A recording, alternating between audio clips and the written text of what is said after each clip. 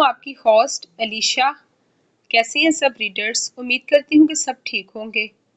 آپ کو میرے پچھلے ناول پسند آ رہے ہوں گے۔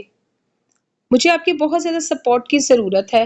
کائنڈلی کمنٹ باکس میں ضرور بتائیے گا کہ آپ کو یہ میرا ناول کیسا لگا اور آپ کو کس قسم کے ناول چاہیے۔ اگر آپ کو میری ویڈیو پسند آئے تو کائنڈلی لائک کیجیے گا اور اپنے فیملی فرینڈز کے ساتھ ضرور شیئر کیجیے گا۔ چلتے ہیں اپنے ناول کی طرف اور اس کو ریڈ کرنا سٹارٹ کرتے ہیں۔ وہ شاہ ہاؤس پہنچے تو حسنین نے اسے بھی گاڑی سے اترنے کا کہا۔ وہ بھاری ڈریس سنبھالتی ہوئی گاڑی سے نکلی۔ یہ بھی حسنین کا حکم تھا کہ اسے اتنا بھاری ڈریس پہن کر شاہ ہاؤس چلنا ہوگا۔ وہ آرام سے چلتی ہوئی اس کے پیچھے پیچھے شاہ ہاؤس میں داخل ہوئی۔ وہ اسے گھر نہیں محل لگ رہا تھا۔ محل سے کم تو جیلانی ہاؤس بھی نہیں تھا جہاں وہ پلی بڑھی تھی۔ وہ اپنے آنسو پیتی اس کے پیچھے چل رہی تھی۔ اسے ڈر تھا کہ پتہ نہیں حسنین کے گھر والے اسے کیسا سلوک کریں گے، لیکن اس کی سب سوچوں کو بریک تب لگا جب اس کے اوپر گلاب کی پتیوں کی بارش ہوئی۔ وہ حیران و پریشان اپنے سامنے ہنستے ہوئے لوگوں کو دیکھنے لگی جو اس کے آنے کا بے چینی سے انتظار کر رہے تھے۔ سب سے پہلے بیجا نے آگے بڑھ کر اسے اپنے سینے سے لگایا۔ وہ بیجان کی گرم جوشی سے ملنے پر بہت خوش ہوئی۔ پھر باری باری اس سب سے اپنا تعارف کروایا۔ بیجا نے اسے اپنے حصار میں لیے لاؤنج میں لے کر آئی۔ حسنین تب تک اس سب میل جول سے اکتا چکا تھا، اس لیے وہ اپنے کمرے میں چلا گیا۔ معروف آہستہ آہستہ سب کے ساتھ کھل مل رہی تھی۔ اس سے حسنین کے گھر والے بہت پیارے لگے تھے۔ وہ دل سے مشکور تھی کہ اتنا پیار اور عزت کا جو بس کچھ ہی گھنٹوں میں سے ملا تھا۔ ہنا حسنین اپنے کمرے میں ہوگا، اسے وہیں کھانا دے کر آؤ، بیجان نے حسنین کی فکر ستا رہی تھی۔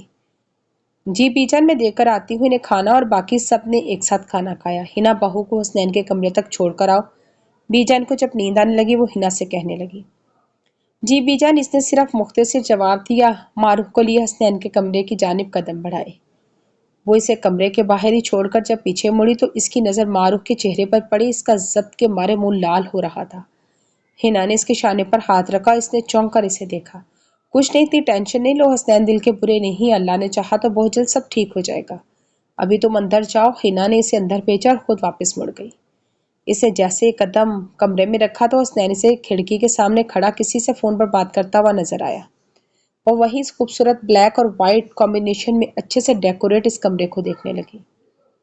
حسنین فون کال سے فارغ ہوا تو اس کی نظر ڈری سہمی سی معروف پر پڑی جو سر جھکائے کسی مجرم کی طرح کھڑی تھی۔ حسنین کو غصہ آ رہا تھا کہ وہ کچھ بولتی کیوں نہیں، اپنے دفاع میں بات کیوں نہیں کرتی، لیکن ابھی کے لیے وہ اپنے ذہن سے باقی ساری سوچوں کو جھٹک کر فریش ہونے چلا گیا۔ واپس آیا تو معروف کی غیر دماغی دیکھ کر اسے غصہ تو بہت ہے، لیکن وہ چپ رہا۔ سو جو، ایسے کیا کھڑی ہو، نیند نہیں آ رہی؟ وہ دھیمے لہجے میں بات کرنے لگا۔ آ رہی ہے، لیکن میں کہاں پر سوؤں؟ اس نے عجیب سوال کیا، لیکن حسنین نے آگے سے جواب دیا، کہیں بھی سو جاؤ، بس بیڈ پر نہیں سو سکتی، اب جلدی سے سو جاؤ، مجھے بھی نیند آ رہی ہے۔ وہ اسے کہہ کر خود سونے کے لیے بیڈ پر لیٹ گیا، جبکہ معروف نے جلدی سے فریش ہو کر پہلے نماز ادا کی، پھر سونے کے لیے لیٹی، خود کو سر سے لے کر پیر تک چادر میں چھپا لیا۔ حسنین رات کے کسی پہر آنکھ کھلی تو وہ خود ہی اچھے سے چھپائے نیند میں گم تھی۔ حسنین کے چہرے پر مسکراہٹ دوڑ گئی، وہ پھر سے سونے کی کوشش کرنے لگا۔ حسنین کی آنکھ کھلی تو معروف نماز پڑھ رہی تھی۔ حسنین بنا پلک چھپائے سے دیکھ رہا تھا۔ وہ نماز پڑھ کے دعا کرنے لگی، بہت سے آنسو اس کے گال بھگو رہے تھے۔ وہ دل ہی دل میں دعا کرنے لگی۔ معروف کو حسنین کی آنکھوں کی تپش اپنے اوپر محسوس ہوئی، لیکن وہ دعا میں مصروف رہی۔ اٹھ کر جائے نماز کو تہہ لگا کے رکھا، پھر قرآن پاک کی تلاوت کرنے لگی۔ حسنین کا دل نہیں کر رہا تھا کہ وہ اپنی نظریں معروف سے ہٹائے۔ معروف کو اب حسنین سے کوئی دشمنی نہیں تھی، نہ جانے کیوں، لیکن معروف کو حسنین دل کا برا نہیں لگتا تھا۔ وہ بھی سر جھٹک کر بستر سے اٹھا اور فریش ہونے چلا گیا۔ آج نماز نہیں پڑھ سکا، لیکن قضا پڑھ لی۔ موبائل فون اٹھا کر کمرے سے باہر چلا گیا۔ حسن، آپ نے میری بچی وہاں اکیلی چھوڑ دی نا؟ نہ جانے کس حال میں ہوگی میری بچی۔ فرزانہ بیگم کو جب سے حسن صاحب نے بتایا تھا وہ بند پانی کی مچھلی کی تڑپ رہی تھی۔ کچھ نہیں ہوگا، آپ خواہ مخواہ میں ٹینشن لے رہی ہیں، بیجا نے وعدہ کیا وہ ہماری معروف کا خیال رکھیں گی، حسن صاحب نے فرزانہ بیگم کو تحمل سے سمجھایا۔ حسن، میری جان جا رہی ہے، آپ بول رہے ہیں کہ آپ ٹینشن نہ لوں، بس مجھے اپنی بچی کو ایک بار دیکھنا ہے، صرف ایک بار۔ فرزانہ بیگم ماں تھی، ماں کو تب تک سکون نہیں ملتا جب تک وہ اپنے بچے کو اپنی آنکھوں سے نہ دیکھ لے۔ فرزانہ بیگم، صرف 2 مہینوں کی بات ہے، پھر آپ کی بیٹی آپ کے پاس ہوگی، میں لے آؤں گا اپنی معروف کو، آپ مجھ پر اعتبار کر لیں۔ میں نہیں چاہتا کہ یہ دشمنی اب بھی ہم دونوں خاندانوں کے بیچ میں رہے۔ میرا تو کوئی قصور بھی نہیں، لیکن ہانیہ کا بیٹا مجھے قصوروار ٹھہرا رہا ہے۔ حسن صاحب کی آنکھوں میں آنسو تھے، کیونکہ ہانیہ جیلانی ان کی لاڈلی اور بہت خوبصورت بہن تھی۔ ہانیہ جیلانی کو حماد شاہ نے کالج میں دیکھا تھا، پھر اپنا دل ہار بیٹھی۔ کچھ ٹائم کے بعد حماد نے اپنی محبت کا اظہار ہانیہ سے کیا تو ہانیہ جلانی بھی حماد شاہ کو دل دے بیٹھی تھی، لیکن انہیں پتا تھا کہ ان کے والد محراب شاہ کبھی اس رشتے کو قبول نہیں کریں گے۔ یوں ہانیہ جلانی نے بھاگ کر شادی کر لی، جس کے بعد سے جلانی اور شاہ خاندان دونوں کی آپس میں دشمنی ہو گئی۔ حسنین 8 سال کا تھا جب حماد صاحب اور ہانیہ کی روڈ حادثے میں موت ہوگی، لیکن سب کا یہی کہنا ہے کہ یہ روڈ حادثہ نہیں تھا، حماد شاہ کو حسن شاہ نے مروایا ہے۔ تب سے لے کے آج تک حسنین کو حسن جلانی سے نفرت تھی۔ اس ٹائم حسنین کا کچا دماغ تھا۔ بی جان حسنین کو لے کے کچھ سالوں کے لیے لندن شفٹ ہو گئی تھی۔ انہیں بھی کہیں نہ کہیں شک تھا کہ حماد شاہ کو حسن جلانی نے مروایا ہے، لیکن احمد صاحب نے سب معاملے کی تفتیش کروائی تو حسن جلانی بے قصور نکلے۔ یوں بی جان اور احمد شاہ نے اپنے دل کو صاف کر لیا۔ لیکن حسنین کو اب بھی لگتا تھا کہ اس کے بابا کو حسن شاہ نے مروایا، جبکہ حسنین کو یہ بھی پتا تھا کہ حسن شاہ اس کے ماموں ہیں، لیکن اسے اس سب سے کوئی غرض نہیں تھی۔ معروف ہانیہ بیگم کی کاپی تھی۔ معروف نے ہانیہ کی خوبصورتی چرائی تھی۔ نصرت میں حیران رہ گئی تھی اس بچی کو دیکھ کے۔ مجھے تو ہانیہ کی کاپی لگی، ایک ایک نیا نقش ہانیہ سے چرایا ہے اس نے۔ بی جان اور نصرت بیگم لاؤنج میں بیٹھی معروف کی باتیں کر رہی تھی جب معروف بھی ان کے ساتھ آ کر بیٹھ گئی۔ بی جان کے سامنے اپنا سر جھکایا۔ بی جان نے محبت سے اسے گلے لگایا اور ماتھا چوما۔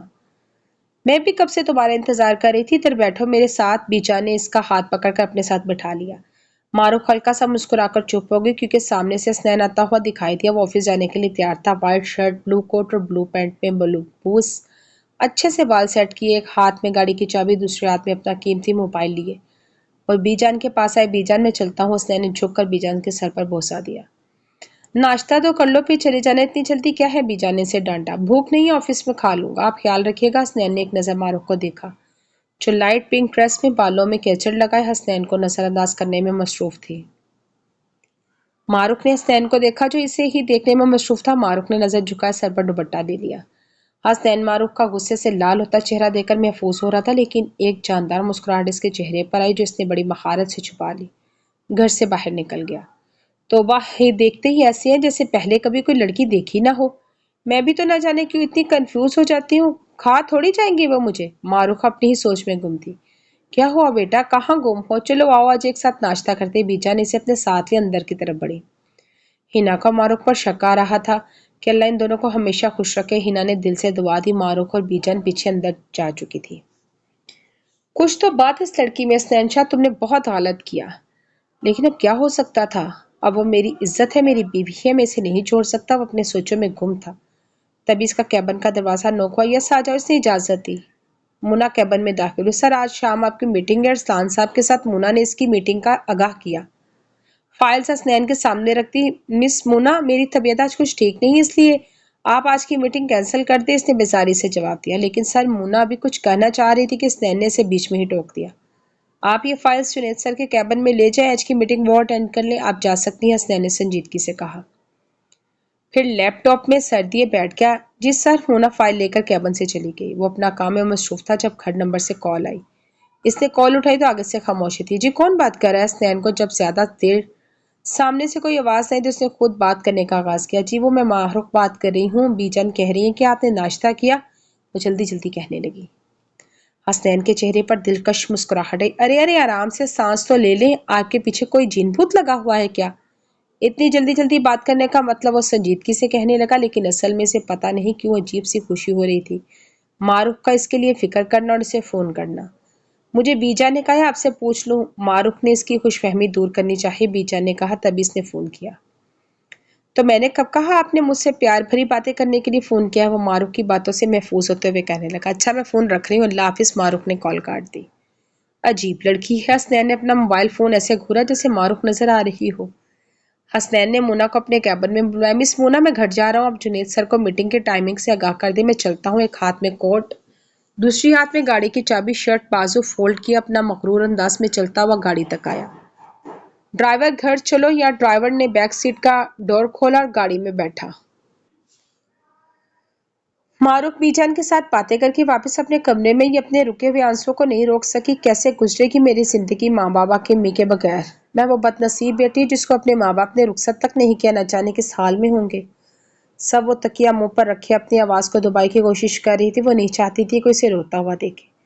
حسنین گھر پہنچا تو بی جان لاؤنج میں بیٹھے نصرت بیگم اور ہنا سے باتیں کر رہی تھی۔ حسنین آپ کب آئے؟ हिना जो बीचान की किस बात पर मुस्कुरा थी, हसनैन को देखकर हैरानगी से कहने लगी, हाँ बस तबीयत ठीक नहीं है इसलिए घर वापस आ गया। वो बीजान के साथ बैठ गया। जब खुद को इतना हलकान करोगे तो ऐसा ही होगा। मैं कहती हूँ ना नीनी शादी हुई है, बहू के साथ कहीं घूम फिर आओ। बीजान ने संजीदगी से कहा। सर पर हाथ फेरा, वो कांप गई। हसनैन को तेज बुखार था, इसे परवाह तक नहीं थी। शाह तुम्हें बहुत तेज बुखार है, नाश्ता भी नहीं किया होगा तुमने। चलती हो अपने कमरे में, मैं डॉक्टर को फोन करती हूँ। जान निकाल दोगे किसी दिन तुम मेरी। क्या जरूरत है इतना काम करने की, चलो जाओ अपने कमरे में। बीजन परेशानी के आलम में कहने लगी। हसनैन चुपचाप चलता हुआ अपने कमरे में आया और मारूफ को मुंह पर तकिया रखे हुए देखा। इसने कमरे में हल्का सा शोर किया जिससे मारूफ को पता चले कि इसके अलावा भी कोई कमरे में मौजूद है। मारूफ ने तकिया आंखों से हटाया तो वो हड़बड़ाकर बेड से उठ खड़ी हुई। आप कब आए? आपने झिझकते हुए सवाल किया। अभी आया जब आप रोने के शुगल फरमा रही थी, आपने जिताई हुई नजरों से देखते हुए कहा। आप वापिस कैसे आ गई इतनी जल्दी? मारूफ को नहीं पता था कि वो क्या बोल रही है। इसका तो रोने की वजह से सरदर्द फटा जा रहा था। क्या मतलब क्यों आ गए? ये कैसा फजूल सवाल है।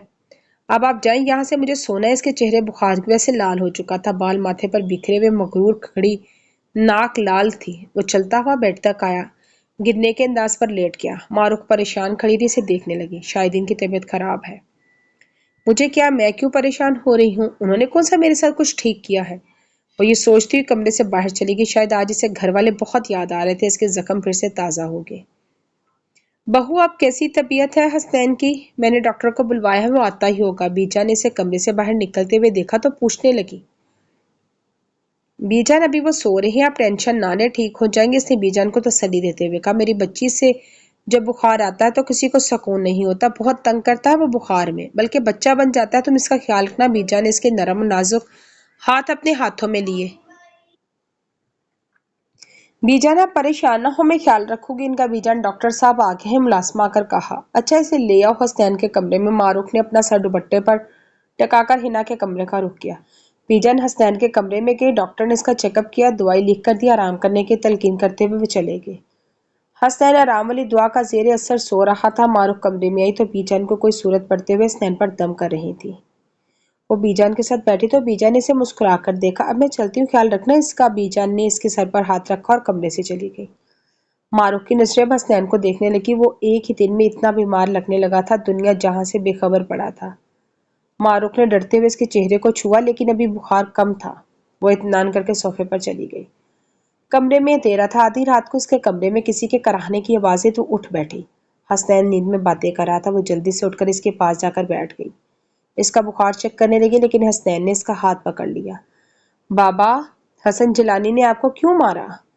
मेरी दुनिया तबाह कर दी इसने। मामा को तो इनकी बहन थी ना, फिर क्यों ऐसा? वो भी कुछ बोलना चाहता था लेकिन खामोश हो गया। वो नींद में बड़बड़ा रहा था।